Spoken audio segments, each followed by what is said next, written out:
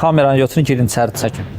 Salam, xoş gəlmisiniz. Salam, xoş gördük. Özünüzü təqdim edin. Mən Ramil Ağayev, Araz Supermarketlər şəbəkəsinin marketinq departament müdürü. Neçə ildir işin içindəsiniz? Artıq 11-ci ildir ki, VSO'lu şirkətlər qrupunda çalışıram. 11 il öncə kiçik mütəxəssis kimi başladığım bu şirkətdə müxtəlif strukturlarda maliyyə, mühasibatlıq, satın alma, satış, franchising, topdan satış kimi strukturlarda çalışmışam. Artıq bir ildən artıqdır ki, marketinq departamentində çalışıram. Marketinqə keçid sizə nələr qazandırdı? Mənə yeni bir istiqamətin daha dərindən öyrənilməsi, bu istiqamətdə əvvəllər müxtəlif strukturlarda topladığım təcrübənin bir yerdə ümumiləşdirilərək şirkətimizin faydası üçün yönlənməsinə şərait yaratmış oldu. Düzdür, bu özü ilə müəyyən çətinliklər də gətirmiş oldu, amma yenilikləri və inkişafı mənim üçün düşünürəm ki, daha faydalı oldu. Necə düşünürsünüz? Şirkət üçün marketinqin əhəmiyyəti nədən ibarətdir? Marketinqin əhəmiyyəti bir insan orqanizmində ürəyin əhəmiyyəti nə qədərdirsə, marketinqin də əhəmiyyəti bir şirkət üçün elə o qədərdir. Belə ki, marketinq funksiyası daha çox şirkətlərdə bayraqdar rolunu oynayır və daha öndə getməyi, daha uzaq perspektivləri görmək üçün mühüm bir strukturdur. Burada strateji qərarların alınması üçün marketinq araşdırmaları, müştərinin öyrənilməsi, müştərinin tanınması, kampaniyaların strategiyalara uyğun müəyyən olunması, kommunikasiyanın strategiyalara uyğun müəyyən olunması üçün çox mühüm əhəmiyyət kəsb edir. Kampaniyaları hazırlayarkən hədəf kütləni necə müəyyən edirsiniz? Təbii ki, əsas hədəf nöqtəmiz bizim müştərilərimizdir.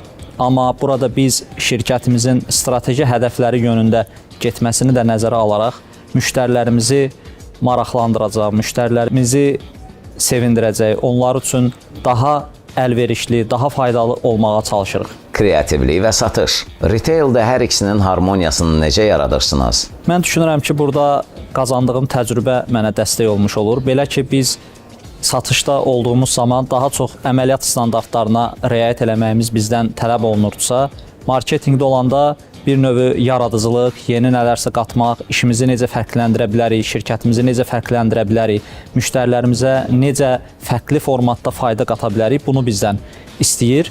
Amma hər ikisində özündə bir dinamika var, sürət var və mən düşünürəm ki, özümün dinamika və sürətimlə bu ikisinin harmoniyasını yaxalamağa çalışırıq. Deyirlər, marketinq müştərini qapıdan içəri salır, geri qalanı isə satışın işidir. Müştəriləri qapıdan içəri necə salırsınız? Məncə, burada ən önəmli faktor müştərilərimizi yaxından tanımaqdır. Biz müştərilərimizi yaxından tanıdıqca, onlarla səmimi olduqca, onlar da bizə yaxın olurlar və bizim mağazalarımızı tez-tez ziyarət etməkdə maraqlı olurlar. Təbii ki, burada marketinq aktivitələrinin də mühüm rolu vardır. Bu müştəri trafikini qoruyub saxlamağımız üçün, hətta artırmağımız üçün biz bu yördə də yenə birinci növbədə dayanaq nöqtəmiz kimi müştərilərimizi görürük və maksimum onlara faydalı ola biləcək kampaniyaların, yeniliklərin icrasında maraqlıyıq. Retail və marketinq hər ikisi dinamik sahədir. Bəs siz bu dinamikaya necə ayaq uydurursunuz? Məncə, mən daha dinamikəm. Araz trendə uyğunlaşır, yoxsa trendi yaradır? Araz daha çox trend yaradır. Belə ki, biz təkcə yerli bazar deyil, təkcə müştərilərimiz deyil, həmçinin dünya bazarında yaxından izləyirik, araşdırırıq, təcrübə mübadiləsi edirik Avropa və dünya ölkələri ilə və düşünürəm ki, bu bizə trendləri dəyişdirməkdə, yeni trendlər yaratmaqda ciddi şəkildə kömək olmuş olur. Həmçinin bizim güclü komandamız, hansı ki bu komandada xarici təcrübəsi olan əməkdaşlarımız da bizdən bərabər çalışırlar. Onların da bu işdə qatqısı çox böyükdür və komandamızın əzmi, işə sevgisi, işinə göstərdiyi maraq və dinamika bizə trendi yaratmağa və trendi dəyişməyə kömək edir. Sizcə ənənəvi, yoxsa rəqəmsal marketinq? Burada birmənalı seçim etmək çətin olar. Məncə, mix şəkildə yanaşmağımız daha doğru olar. Düzdür,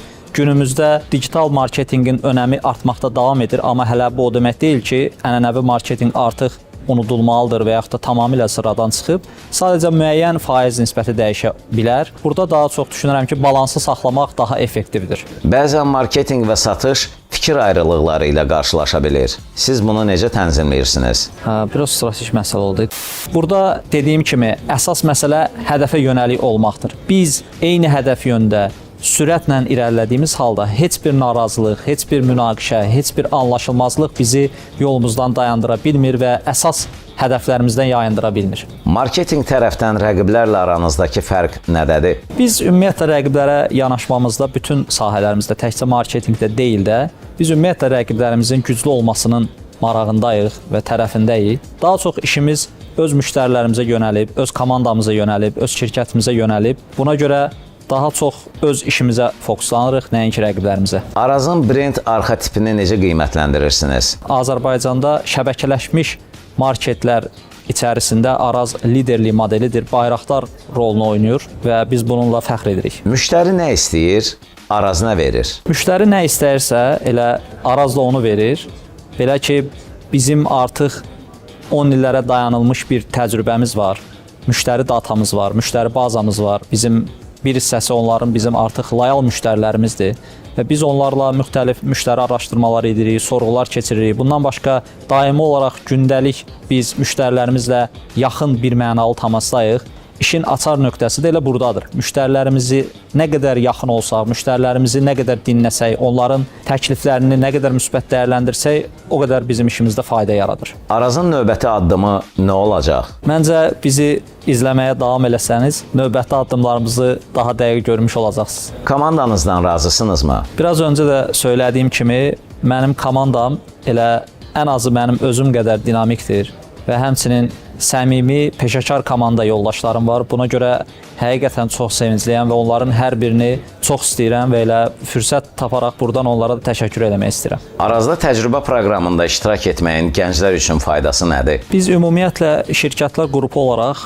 təcrübə proqramlarımız var bizdə. Bu həm daimi xarakter daşıyır, həm dövrü xarakter daşıyır. Həmçinin də marketinq strukturunda da bu şəkildə təcrübə proqramları gənclərimiz keçə bilirlər və hal-hazırda da bizdə bir neçə nəfər gənc, perspektivli insanlar təcrübə proqramı keçirlər. Bu onlara fayda qatır o baxımdan ki, həm təcrübəli peşəkar insanlarla çiyin-çiyinə çalışmış olurlar və bir mənalı işin içində olurlar və həqiqətən öz nəzəri biliklərini praktik cəhətdən inkişaf edərək gələcəklə özlərinə uğurlu karyera qura bilmələri üçün töhfə vermiş oluruq. Marketinqə yeni başlayan gənclər işin içinə necə girməlidirlər? İşin içinə zəhmətdən və əziyyətdən qorxmayaraq girməlidirlər. Fərq etməz əslində bu təkcə marketinqdə deyil, ümumiyyətlə iş həyatına yeni başlayan gənclərə tövsiyəm odur ki, öz gələcəklərini, uğurlu gələcəkləri üçün zəhmətdən, əziyyətdən, oxumaqdan, öyrənməkdən çəkinməsinlər, qorxmasınlar.